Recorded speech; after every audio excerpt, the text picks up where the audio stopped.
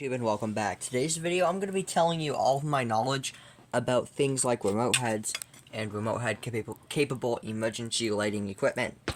So yeah, I remember when I first started collecting, I knew nothing about remote heads. It was just the first time I ever saw it. I was kind of like, what on earth? I didn't even know it was an emergency light. And then I saw a video of one turning on, and then I just wanted more knowledge, and there wasn't too much knowledge on YouTube. But I've collected some knowledge of them. So first we'll go off with the specs. So the voltage between remote heads is either 6 volts, 12 volts, and 3 to 4 volts. 3 to 4 volts is more common for LED units nowadays, because they run on a lower voltage side. And then we have the lamp type. We have incandescent, LED, and halogen. Incandescent is probably the most common, because remote heads are most common in older buildings, so incandescent is probably the most common. Nowadays, LED is going to be the most installed, and then halogen, also pretty common. And then the material that's made out of either metal or plastic. You have indoor, outdoor users. You have indoor remote heads, you have outdoor remote heads, and you also have hazardous location remote heads and explosion-proof remote heads. Those are pretty rare because they're not widely used. Hazardous location remote heads are used in some applications where there might be hazardous materials involved, or where the emergency light remote heads has to be designed a certain way, so for sanitary reasons. So in certain production facilities, like where they make food, I think hazardous location emergency lights have to be used. Just because of the way that there's less crevices, or I don't know. I'm not gonna get into explosion proof or hazardous location, but those do exist, just so you know. So as we can see, I mocked up a little building, and I'll get into that. So as I already told you, you can have all of these different options. So you could have, let's say, a halogen remote head that's 12 volts and that can go outside, or an indoor 6 volt incandescent or LED remote head. So it's pretty cool. You can get LED in 6 volts, 12 volts, and 3 to 4 volts as well. So that's pretty cool. So this is what remote heads often look like. Most of the time it looks like just a standard emergency light head, ripped off of the emergency light and put on some sort of faceplate. So that could be something like this, which is an old rusted one that came with this remote head, or it could also be something that's like a circle like this. That would work on that, or outdoor variants. So yeah, there's lots of different styles. Whoops. So you have indoor rated, which this would be indoor. This would be indoor. That would actually be outdoor because it has a gasket. And the outdoor ones obviously wouldn't rust like this one's all rusted out. That's because I got that from an abandoned building, which is pretty cool. So yeah, this one would be an outdoor one. You can get these in a whole bunch of different colors: white, black, or gray. Like this one, by far the most common 3.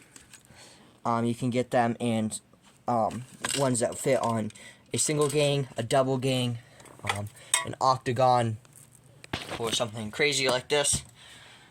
So yeah, that basically covers all the specs. You can also get them in square headed lamp designs like this, or round lamp heads like this. The choice is, genuinely speaking, up to you. Newer ones these days, it really depends on what company you go with. Lithonia Lighting, I'm pretty sure that most of their remote heads are round like this. Same thing with Dual-Light. Their EV remote heads are also round. However, you can get square lamp head designs. Those are most common in more generic units. So yeah, most days round lamp heads are, genuinely speaking, what you see. A lot of the time in older buildings you'll see remote heads, and basically what it is it's, again, that thing ripped off from an emergency light and put on some sort of plate like this. So this is a official remote head. This is not a remote head. This is just a head from an emergency light torn off. As we all know, the ELM2 first, second generation, their heads break off really easy, so that's why that's there. You can see this is what one looked like, kinda. That's what it'll look like, kinda on the wall. Most of them, if not all of them, can be adjusted. And usually these older ones have a way that you can take out the bulb. So on this model, if the bulb went, you could open that up and replace the bulb, which is pretty nice. Some models like this dual light remote head, it's more, you have to take off this ring to access the bulb. This one you have to pry those out to take off the bulb. So it really depends. Now, how do these things get power? Well, there's a couple main types. There's something like this, which the model number of this is EWL-27. It's by Dual-Light. This is part of the Lifeform series. So the Lifeform would have the LX, I believe, and the LZs. As we all know, really nice looking emergency lights, especially for their time. So this is the box that it came in. As you can see, that is a remote head. This is high capacity or remote head capable. Basically what that means is if you don't hook up remote heads to this, it will last longer than 90 minutes. But if this says that it has, let's just say a 40 watt maximum compatibility, then if you go over 5 watts, it wouldn't be listed. If you stick under 40 watts, then it lasts longer than 90 minutes of power outage.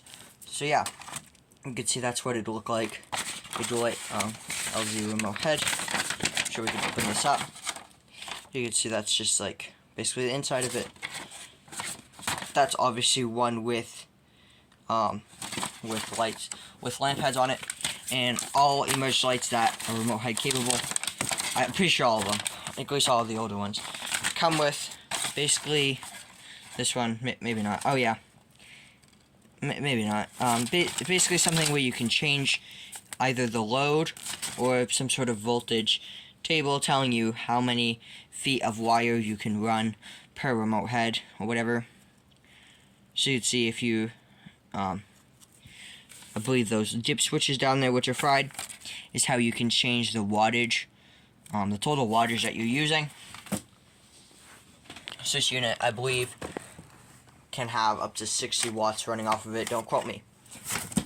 I'm not too familiar with the wattage and voltage drops and stuff like that. But yeah, so an emergency light without heads is basically an inverter. Now, an inverter is what I just said, emergency light without any heads. Usually they're bigger and they have big batteries. Now, why is this good? So I made a hypothetical example of, let's just say this is a small office building. We have your main entrance. You have, let's just say, a utility room or maybe even a bathroom. Your office, so like that's where you check in. You'd walk in, maybe that's the waiting room, that's the office, that's one of the rooms, that's another one of the rooms, maybe a chiropractor, a small doctor's office or whatever. And hypothetical example, we can see these.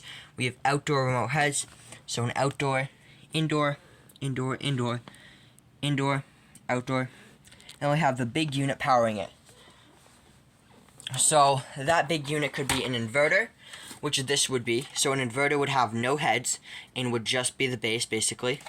So this is an inverter, a small inverter at that, pretty sure. And then there's also bigger inverters. So they make this times like a mega scale. So like they have inverters the size of this and bigger, and basically you keep all of your batteries inside of that. So usually there'd be 1, 2 big batteries, depending on how big the inverter is. So in this hypothetical example, you might have 2, 3 of these batteries in one unit, which that would be. So the pro to this is, let's just say you had each one of these was an emergency light. So let's just say it took a 6-volt 4-amp-hour battery. You had 1, 2, 3, 4, and we'll say 5, 6, 7 for the exits, 7, 8, and then we'll say 9, 10. So you have a total of 10 batteries to replace. And if it took you 5 minutes to do each battery, that's 50 minutes in replacing batteries, which is a long time. Not to mention, when it comes time to test them, a lot of people don't, but you have to go and you have to manually test every single one of them, or cut the breaker to them, which is obviously easier. So why the inverter is good is if there's an issue, you can look right on this. So like let's say that had self-diagnostic. If there was an issue with any of these, it would obviously send out a report code. And if one of the batteries died, if the batteries died, right, instead of replacing 10 different batteries, you could replace, let's just say, 2 or 3 batteries, which would take you 5 minutes instead of 50. So you can see where that would save you money. Now, usually, sometimes exit and emergency lights are on. They're dedicated on a dedicated breaker. Some codes have same thing with like smoke detectors. In some states and some countries, smoke detectors have to be on a dedicated circuit. Sometimes they don't. And basically, the point of that is if your smoke detector circuit tripped, you wouldn't know if it was on a dedicated circuit. But if it was on, like, let's just say a lighting circuit, if the smoke detector circuit tripped, then your lights would be out and you'd reset the breaker. Same goes with exit and emergency lights. So sometimes they're on a dedicated breaker, sometimes they're not. And if they're not on a dedicated breaker, then that means having to shut off multiple different breakers for 90 minutes to test each emergency light. If they have like self-diagnostic like that unit, then that wouldn't be an issue. So you can see where that is sometimes a big money and time saver. Other times, like this EWL-27, I made a hypothetical, not kind of hypothetical, kind of not. This is basically at my local Walmart, and so here we have the EWL-27. So this unit, they had 2 of these, so the total, they had a total of 2 of these. They had 1 there and 1 there, and then they had remote heads just like that. They had 2 remote heads and another 2 remote heads. So they had a total of 4 remote heads, 2 inverters, kind of. So I don't really know. I kind of do, but let's just. I don't know. I don't really know why. Most of the time, remote heads are used outside. I have a couple. I have a couple good theories on why. I'm pretty sure one of them is if this is mounted like in where I live in New England, if the battery goes, then you have to replace it. And if the battery is inside, then that makes it a lot easier to replace it versus having to get out a ladder in the middle of winter to replace a battery because it's outside. Also makes it testing pretty easy as well, because instead of going outside to test each unit, you just test them right inside. Also, vandalism. I feel like if the whole unit was outside, then people might be more likely to vandalize it. I'm not too sure why. This is pretty common, but it is. So yeah, there's a couple good examples, I think, on why they have remote heads outside. Also, you can get just a remote capable exit sign, and then you can have a remote or 2 remote heads. Another reason why remote heads are pretty common, I think, is because nowadays units are rather smaller, but back in the day, and even still today, units were rather big and bulky. And so back then, having a big unit like this mounted outside just didn't look as appealing versus something smaller like this, or nowadays LED remote heads like the EV remote heads. Those are really small. Let me get a drink of water real quick. So yeah, genuinely speaking, this unit I think would be more appealing to designers than this bulky thing on the exterior. And nowadays, with remote heads being really small, you can see even with this back in the day would be more appealing to having a big bulky unit. So you can put that big bulky unit in a place where it's less noticeable, and then you can have remote heads throughout the facility. Also, exit signs. This is kind of a weird topic. As we all know, buildings need battery backup for exit and emergency lighting. So as far as the remote heads go, I just explained everything to you, but exit signs can also have remote heads built in, and they can also have remote compatibility. So this is an older Lithonia lighting unit, and as we can see, we have 2 primary bulbs. These are, what are they? I can't remember, but they're just very standard incandescent. These ones I actually got at a pack at Home Depot. They're not UL listed for this application, but they work. C9 bulbs, yeah, that's what they're called. So these are your primary AC bulbs, and they run off of 120 volts. They have all of the power that they could possibly want, and God forbid these bulbs do burn out, not that big of a deal. You just won't have exit. You won't have normal exit signs when the power is on. Now, when the power is out, you have these smaller bulb, which I believe, I don't want to take it out, because as we can see, I already broke that one from trying to take it out, but this would connect kind of like a remote head. Oh, that just popped off. So yeah, this would connect the same way that this remote head would, and then this exit sign would be powered for something like a remote capable emergency light. Now, again, aesthetically speaking, this is more appealing than having an extra battery pack, like on the top, on the bottom, where you might have to, because back in the day, you know, you had bigger batteries. If you have a little collection of batteries. So, let's just grab one of them. It's this battery from Dually. This came from my Dually Exquisite.